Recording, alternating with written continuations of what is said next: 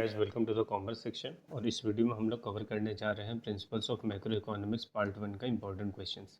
ये आपका second semester का जो सब्जेक्ट है, इसी बीकॉम में भी कॉमन है और बीए में भी कॉमन है, तो दोनों स्टूडेंट्स आप लोग देख सकते हो। चलिए शुरू करते हैं क्वेश्चन नंबर 1 से।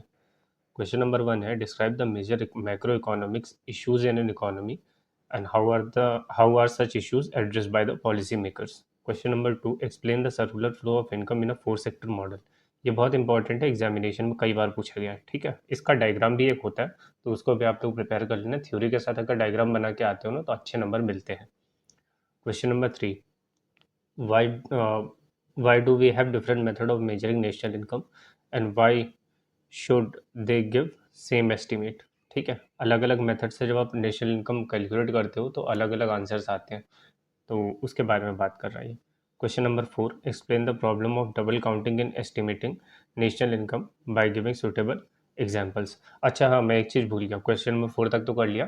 क्या कहते हैं, इसमें मैंने सिर्फ थ्योरी पार्ट कवर किया है, न्यूमेरिकल पार्ट कवर नहीं किया। न्यूमेरिकल पार्ट के लिए आपको क्या करना है, आपकी एसएबल की जो बुक है उसको डाउनलोड करना है। उसके अंदर जितने भी एग्जाम्पल में, ठीक है, एग्जाम्पल जितने भी दिए रहते हैं उसमें, और एग्जाम क्वेश्चन जब चैप्टर खत्म होता है उसके पीछे कुछ क्वेश्चंस होते हैं, वो सॉल्व होते हैं। जनरली क्वेश्चन जो होते हैं वो सॉल्व होते हैं, तो जितने भी सॉल्व क्वेश्चंस हैं, सॉल्व वाले, उनको आपको सॉल्व करना है न्यूमेरिकल के लिए। न्यूमेरिकल के लिए आपको और कहीं नहीं जाना।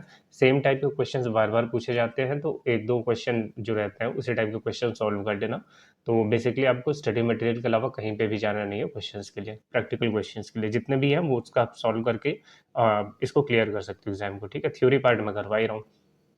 इसके बाद आ जाता है question number 5, explain the explain the income method for measuring national income. What are the precautions that economists observe while measuring national income using this method? Question number 6, what do you understand by national income? National income से आप क्या समझते हो? और explain the various method for estimating national income. Question number 7, what is the importance of avoiding double product? Describe with an example. Question number 8, explain the steps involved in the estimation of national income with the help of value added method और production method. ठीक है, इसमें जो intermediary consumption रहता है उसको हटा देते हैं, वो वाला आपको याद होगा। Question number 9, explain the consumption function in detail. How can the saving function be derived from the consumption function. मतलब कंजम्पशन का टोटल में से कंजम्पशन माइनस कर दोगे तो सेविंग आ जाता है, तो इसका एक डेरिवेशन है। डेरिवेशन क्या कह सकते हो, फॉर्मूला भी है, तो फॉर्मूला आप लोग याद कर लेना। Explain the concept of average propensity to consume, average propensity to save, marginal propensity to consume, marginal propensity to save, and what are the factors determining marginal propensity to consume. Question number 11. Explain the determination of equilibrium level of income in a two-sector Keynesian economic framework model. Keynesian में to sector model है ना, उसमें equilibrium level कैसे आपको निकालना होता है using the aggregate expenditure approach. Do you think equilibrium will always do you think that equilibrium will always occur at the full employment level of output? Question number 12. Explain the determination of equilibrium level of GDP using aggregate expenditure approach and saving investment approach in a two sector model. तो to sector model से काफ़ी question आता है और four sector model से काफ़ी question आता है. What is an investment multiplier in a two sector model? How is the value of investment multiplier determined? Mention the various leakages in the multiplier process. Question number 14.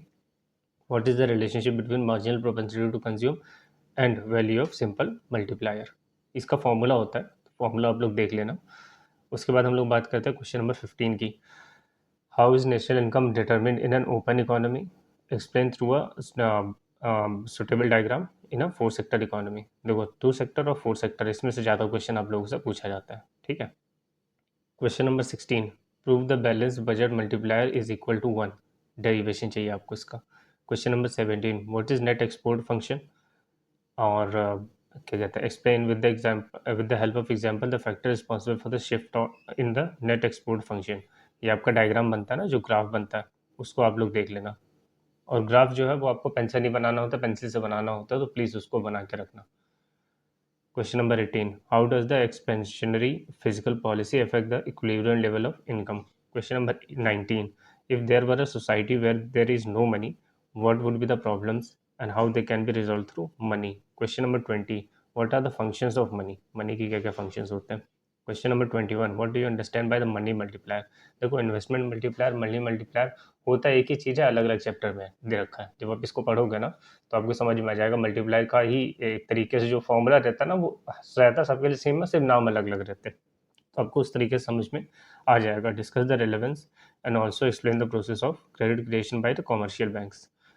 Question number 22, banks create money out of thin air, explain. Question number 23, देखिए एक numerical question मैंने डाल दिया है। Actually numerical question के साथ problem क्या है ना, उसको टाइप करने में बहुत दिक्कत होती है। उसका जो छोटा छोटा रहता है, बड़ा छोटा बड़ा रहता है ना उसमें फॉन्ट्स वगैरह, तो उसको टाइप करने में बहुत टाइम लगता है। तो फिर जब मैंने आपका मटेरियल ओपन करके देखा तो उसके अंदर क्वेश्चंस जो थे वो अच्छे वाले क्वेश्चंस थे। तो फिर मैंने सोचा कि आपको न्यूमेरिकल उसी बुक से कर लो आगे आप लोग, क्योंकि बुक ऑलरेडी अवेलेबल है आपके पास। थ्योरी में क्वेश्चन दे दूंगा तो दोनों कवर हो जाएगा। थोड़ा सा आप करो, थोड़ा सा मैं करूँ, इसी तरीके से काम चलेगा। Question number 24, explain the process of credit creation by the commercial banks. ये देखो, ये दोनों क्वेश्चन सेम है। What are the factors on which credit creation depends. Number 25 की बात करें, how do changes in the money affect the interest rate in an economy. Question number 26, explain the speculative demand of holding money. Money hold करने पड़ता है ना, तीन तीन चीज़ों के लिए आप मनी होल्ड करते हो। स्पेक्यूलेटिव होता है, ट्रांजैक्शन प्रोसेस होता है, और बाकी चीज़ें होती है ना। तो उन तीनों को आप लोग रीड कर लें, लेकिन स्पेक्यूलेटिव मोटिव जो रहता है ना, ये ज़्यादा इंपॉर्टेंट रहता है आपके लिए, तो इसके लिए प्रिपेयर करके जाना। Also explain the derivation of money demand curve. What do you understand by the liquidity preference? Explain the Keynesian theory of demand of money. Question number 28. Define the high powered money M1, M2 और M3. आपको इसका formula रहता है, उसको याद करके जाना है। थोड़ा फॉर्मूला थोड़ा सा टिपिकल है, लेकिन याद करके जाना, क्योंकि उस पर न्यूमेरिकल भी आता है, उस पर थ्योरी भी आ सकती है। उसके बाद 29, how do changes in the real interest rate influence the investment expenditure. Question number 30, what is the open market operation, how does money authority regulate money supply. Open market operation मतलब open market में securities by and cell करना, और बाकी सब चीज़ें जो आप read करोगे बहुत अच्छे समझ में जाएगा, बहुत आसान है। उसके बाद आप लोगों के एग्जामिनेशन में आता है क्या कहता है, डिफरेंशिएट बिटवीन। तो ये इतना तो एटलीस्ट करके ही जाना, ठीक है। फाइनल और intermediate goods, actual and potential GDP, nominal national income, real national income, nominal interest rate, real interest rate, induced and autonomous investment, planned investment and unplanned investment. इतना आपको डिफरेंशिएट बिटवीन करके जाना है। डिफरेंशिएट का मैंने बताया था 3 कॉलम करके आप बनाओगे, उसी तरीके से करके जाना। हालांकि इसके आंसर अगर आपको नहीं मिले तो आपको आपकी जो एसवाल का मटेरियल है उसके अंदर आपको कुछ कुछ डिफरेंशिएट मिल जाएंगे टेबल फॉर्म में। उसके बाद शॉर्ट नोट आता है, तो वो शॉर्ट नोट बहुत इंपॉर्टेंट है। ये हर एक क्वेश्चन के साथ पूछा जा सकता है, ठीक है, और बहुत पूछा जाता है आपकी एग्जामिनेशन में। तो प्लीज़ ये वाले टॉपिक्स तो बिल्कुल छोड़ के मत जाना। और इसके बाद अगर आपको करने का टाइम मिले, ये कर लो, न्यूमेरिकल क्वेश्चंस कर लो। एक न्यूमेरिकल क्वेश्चन करने में 2-3 घंटे से ज़्यादा आपका टाइम नहीं लगेगा। उसके बाद जो टाइम बचेगा वो अपनी एसवाल मटेरियल के ना पीछे वाले जो क्वेश्चन रहते हैं, हर चैप्टर के लास्ट में कुछ क्वेश्चन दिए रहते हैं, उनको आप प्रिपेयर कर सकते हो, ठीक है। उतना करने के बाद आपका मेरे हिसाब से इकोनॉमिक्स में कुछ रह नहीं जाता, बहुत आराम से क्लियर होगा। उसके बाद question number A, short note में ए हो जाएगा आपका GDP deflator, paradox of thrift.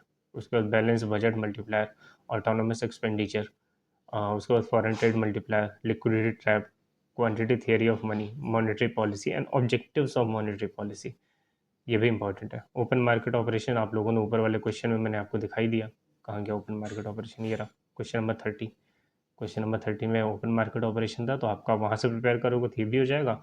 और इन्वेस्टमेंट फंक्शन पे ऑलरेडी मैंने एक क्वेश्चन ऊपर कवर कर दिया है। तो इतना आप लोग कर लीजिए, और उसके बाद क्या कहते हैं, एग्ज़ाम दे के आना, उसके बाद फीडबैक देना ज़रूर से। और अगला किस चीज़ का चाहिए वो आप मेरे को बता देना। आई एम सॉरी, 1-2 सब्जेक्ट्स का मैं नहीं बना पाया हूँ। स्टूडेंट्स को मैंने कहा था मैं बना दूंगा, लेकिन मैं बना नहीं पाया हूँ, कुछ पर्सनल प्रॉब्लम्स आ गई थी उसके चक्कर में। तो अभी जो है ये वीडियो आ गई है, अगली कौन सी वीडियो चाहिए आप लोग बता देना, तो मैं उसको कोशिश करूँगा बनाने की। चलिए मिलते हैं, थैंक यू सो मच।